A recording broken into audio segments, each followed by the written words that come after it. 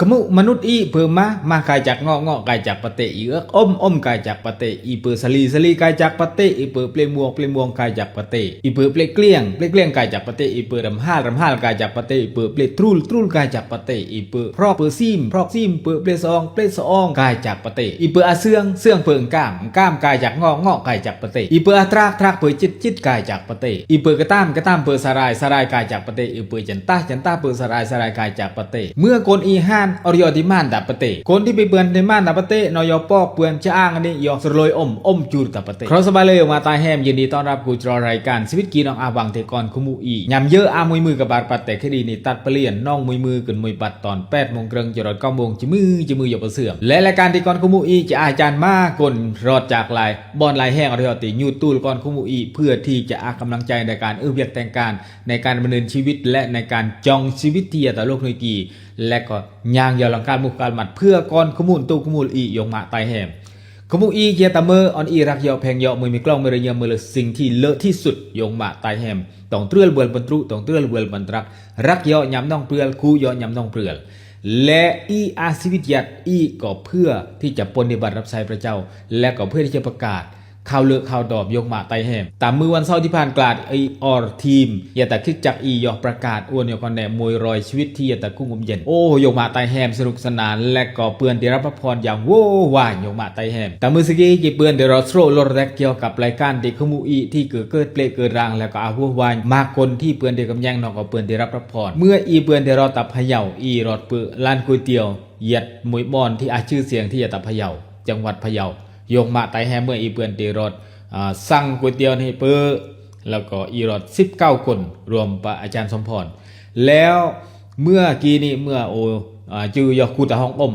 แล้วก็เปื่อนตีย่างยอกูตาห้องอมตาห้องครัวในมาจิมขึ้นยัดตานีมากคนแล้วก็พยายามที่จะเสิร์ฟพยายามที่จะเตืองอมยออันตาโต๊ะต่างๆแล้วก็กูมาจิมขึ้นนี่เหมือนสิ่งอริยติแยงมัดเมื่อผิดปกติเนี่ยก็สงสัยและก็หลังจากนี้เปื่อนตีกูตาห้องอมเสร็จเรียบร้อยโคตรเนี่ยก็เลียนจากห้องอมมาจิมขึ้นนี่ประมาณ3-4 คนอริยติดินก็หน้าห้องอมและก็ย่างยอจรแล้วก็โซรยโซรมือรอขมูก็ตกใจน้องตั้งเราเทวดาเปื่อนอะไรครับคือไม่เนาะเมฆประกายเนี่ยก็โซรเมฆมือรอขมูยกมาไตแฮมในชัดเลยและหลังจากนี้เนี่ยก็เปื่อนที่มาแล้วพอมือขมูนี่เนาะตีมือขมูแล้วก็เล่าเราซะ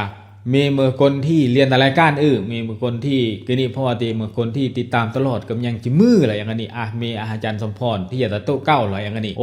ยกมาไตแฮมแล้วก็เลิกกล้องทองพระเยื่อมแล้วก็เปื่อนเตทักทายก็มาเราซะบยัตตะกี้ดำมือคนนั่นเราซะ10 ปลายคนที่เปื่อนเตยตานีแล้วก็เรียติกับยังรายการก่อนขมูอีติดตามกับยังจิมือเน้นคำว่าจิมือยกมาไตแฮมก็ขอบคุณที่บ่เปื่อนเตติดตามยังแล้วก็ขอพระเจ้าอวยพรทางขมูแล้วก็หน้ากำกายโสรยกันนี่มันเราซาบอมือขมูตะเมอนาเราท่าเตมือพาวรเมศ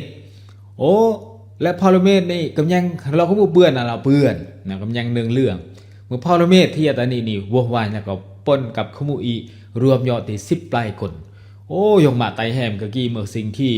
เลิกกลองตอมพระเยื่อมที่จึงอยู่ท้ายหูปแต่ว่าพยายามที่จะซอกท้ายหูปเพราะว่าเกิดปีเวลาเนื่องจากนอต้องเวียกนอต้องแต่งเวียกพอคนก็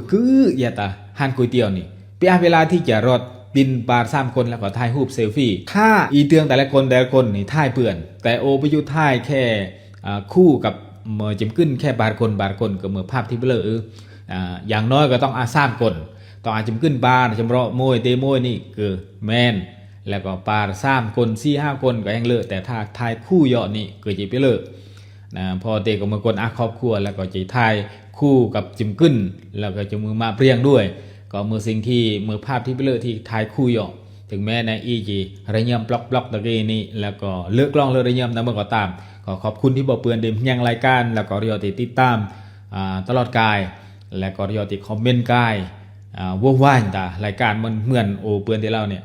บางรายการที่เปื่อนตีโซตะกี้เนี่ยคนคอมเมนต์รอด700 กว่าคอมเมนต์ในก็พี่เปื่อนที่1เราซะมืออีกก็พยายามที่จะตอบแต่ละคำคอมเมนต์ดังนั้นขอพระเจ้าอวยพรอย่างว่างๆเอาละกับการด่าพระคำของพระเจ้าที่เปื่อนตีเราซะทุกสิ่งทุกอย่างเกิด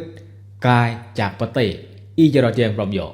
แต่พระคำของพระเจ้าที่เปือนเตเล่าในละซาจิมซิงจิมแนวกายจากประเตเมื่อคำสโรเตพระเจ้าที่เกือเปือนเตสโรอูนยัตตาพระคริสตธรรมคัมภีร์ยาตธรรมการบทที่3ข้อ19ขึ้นมวยข้อที่พระคำของพระเจ้าเปือนเตเล่าซาเจ้าจะต้องหากินด้วยเหงื่ออาบหน้าด้วยอ้อมเอลถึงจะเปือนเตเปือนเตมาจนเจ้าจะกลับเป็นดินไปและวรรคที่2เพราะว่าบากีเพราะพระเจ้าเปือนเตสร้างอีกายจากประเตปอจะต้องกับกายเมื่อประเต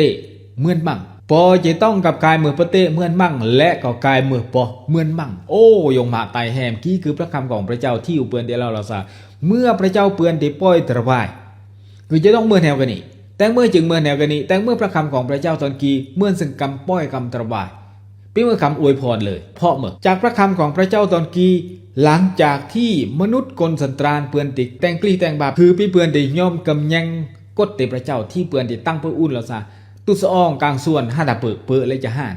เมื่อสนาเปือนติดกำแยงมารซาตานอริยติพิษกฎและก็ครุกตาเราพิษเราบาปและผลที่จะเปือนติรับที่น้องอาสวิเจตาโลกหน่วยกีคือจะต้องซอกเปิดหามาด้วยออลเอลด้วยเหงื่ออาบหน้าเปลสอองที่จะเปือนติเปือนติมาก็จะต้องอาชละยงมาตายแหมคือพระคำของพระเจ้าเมื่ออีเปือนติรับผลก็คือการป้อยตรวายเตพระเจ้าและอีก็ยัตตาปเตอีก็เปือนติรับคำป้อยคำตรวายกันนี่เพราะเมื่อมนุษย์กลสันตรานแท้ๆที่เปือนติที่แตงกลิ้กลาดและอีจะรอดพ้นเปือนแนวกระเมอยงมาตายแหมค่าจ้างของความบาปคือความห่านอียตาโลกนุยกีอีลีกเลี่ยงพี่เปือนนอกจากมวยงอที่อีเจเวรกับกายเสื้อพระเจ้าแต่อีจิลุดพ้นฝ่ายวิญญาณแต่ฝ่ายเนื้อหนังอีก็จะต้องซอกเปือห้ามมาเมื่ออียตาโลกนุยกีอียตาปเตอียตากล้วยปเตที่พระเจ้าเปือนเดป้อยตระวายอีจะต้องเปือนเดรับผลกันนี่ตามพระคำของพระเจ้าเปือนเดเราจนกว่าอีจิกับกายเมื่อปเตเหมือนมั่งเพราะพระเจ้าสร้างอีจากประเทศคือเมื่อความจริงที่พระคำของพระเจ้าเปือนติสโรอูนแล้วก็เมื่อความจริงถ้าเมื่อดึงนี้อีน้องหยัดเกาะเมื่อเสื้อพระเจ้าแต่มือสกีน้องปราสายอีจีเปือนติรับความรอดอีทนทุกทรมานที่ตาลูกนวยกีนี่พอแล้วเพียงพอแล้วซอกเปือห้ามาด้วยเหงื่ออาบหน้าและจนจะมอจะแม่นตรึบไตรจุดเหงื่อจุดไงแล้วอีจึงจะเปือนติมาเอ็ดเนยัตตาลุยอีถ้าพี่ไปแตงพี่เปือนเปิดนั่นคือคำป้อนคำตรวายถึงพระเจ้าจึงเล่าเราซะเมื่ออีเปือนงอยาตปฏิพระเจ้าเปือนได้แช่งซาปฏิอีเปือนได้เปิดมากายจากงอกายจากปฏิอีเราได้เปือนเปิดอาเสื่องพรีเหลือเสื่องกุ้งกีกันได้เปือนก้ามกายจากมือกายจากงอกกายจากปฏิอีกอีเปือนสลีก็กายจากปฏิอีกปีอาเมื่อที่ยาตะก้างอากาศเลยและทุกสิ่งจิมแนวที่อีแตงยาตปฏิอมเลียนตปฏิดังนั้นอีเปือนได้รับคำป้อยตรวายจากพระเจ้าเพราะมนุษย์อีเปือนตีแตงกลิ้ต่อพระเจ้าอีจำเป็นที่จะต้องเปือนตีรับผลกันนี้แต่อีจีลุดผลจากผลกันนี้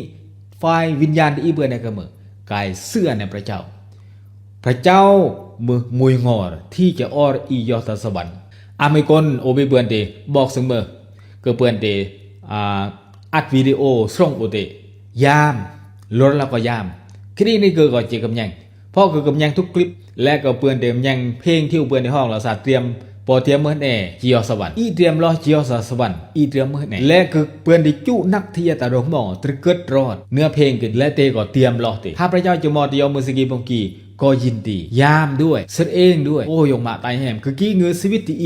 อีจะต้องรอดปุบจุดจบก็คือเมื่ออีห้านจากโลกกียออีจะต้องกับกายมือปฏิเหมือนมั่ง